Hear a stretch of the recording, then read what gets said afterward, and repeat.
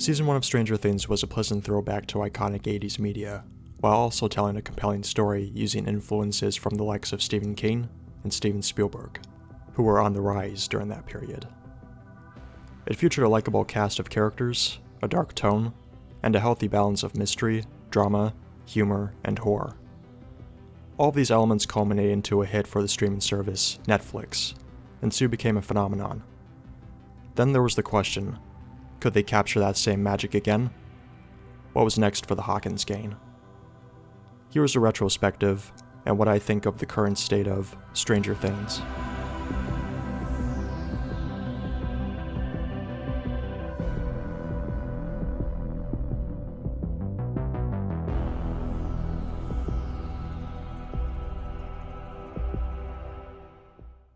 The initial plan for the series, created by the Duffer Brothers, was supposed to be an anthology, each season telling a different story of supernatural occurrences. That was the plan, until Netflix stepped in. In an interview before the Season 2 premiere of the show, the brothers gave an answer regarding their original idea. There is some truth to that, about it originally being an anthology show. Yeah, that was when we were pitching it. That was true, because we looked at Stephen King's It, and we liked that time jump that they made, so we kind of pitched that. Then Netflix was really interested in it as a series, because rightfully so. They were like, I think people are going to fall in love with these kids. We are going to invest so much time in them. We're going to want to continue our journey with them. And they were right. Once we started building a writer's room and working on the show, we started to develop it and plan a multiple season arc. One can only wonder what the series would have been like if it stuck as an anthology show. Anyways, I digress. The order for a series and the continuation for these characters went through, though it might have proved to be challenging for the Duffer Brothers, considering that their past projects were not of this scale, and regarding Seasons 2 and 3. Season 2 of the series was a safe but familiar watch, treading the same grounds of Season 1 and lacking the mystery. But if anything, at least it had tonal consistency. I'm afraid I can't say the same for Season 3, as there was much more emphasis on humor, which felt like a drop in quality compared to that effective balance of Season 1. It also came at the cost of characters, most notably Hopper, who in the beginning was a flawed but sympathetic man and an effective cop who you could respect. Cut to Season 3, and he is a highly emotional wreck that is mostly played for laughs. It's like the writers forgot what show this was supposed to be. Season 3 also leans heavily into nostalgia, coming to the point where it almost feels desperate. Sweeter, bolder, better. A lot of media in recent years have used nostalgia to get an audience, and is basically a corporate answer to getting people to watch whatever you produce. But the thing is, nostalgia can only do so much before your viewers look past the curtain. At this point in the series, there must have been others, like myself, who wondered what else the Duffer Brothers could do, as it felt like this idea of theirs was being stretched thin, and milked for all of its worth. Then there came new questions, if Stranger Things was better left as just one season, and if whether or not it was just lightning in a bottle.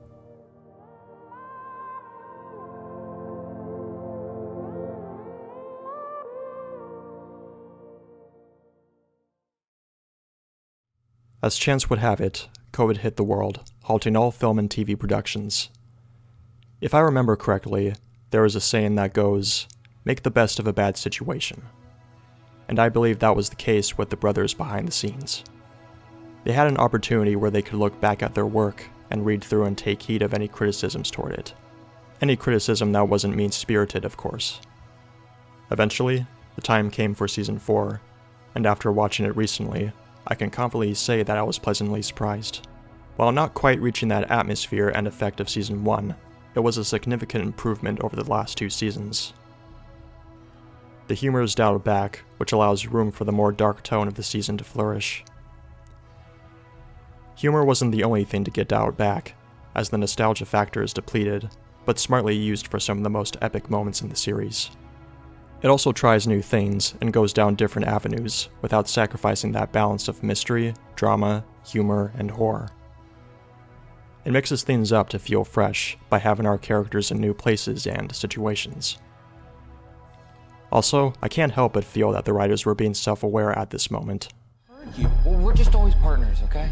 What, you have a problem with that? It'd just be nice to, I don't know, mix it up a bit. They also managed to have an intimidating antagonist in Vecna, a resident of the Upside Down, who will grab anything from your subconscious to use against you and be in full control long enough for him to kill you and gain power. With these extended episodes, the writers made good use of them to focus on characters with much needed development, such as Lucas and Max.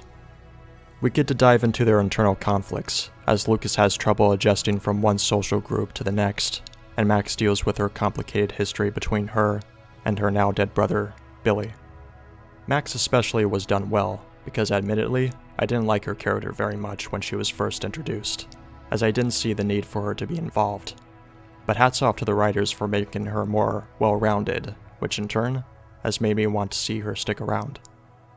Her internal conflict also acts as the perfect tool for Vecna and leads to some intense scenes. One more character I would like to bring up is Hopper. The writers redeemed his character by going back to his roots, and what made him a good one in the first place, meaning that it delves into his past and puts emphasis on his skill set in his storyline for the season. By the end of the season, the ground is laid for the series finale, which is recently confirmed by the Duffer Brothers to be Season 5. Of course, this season is not without its flaws, but what I wanted to get across were its accomplishments. The Duffer Brothers did something special with this season, which leads me to my final point.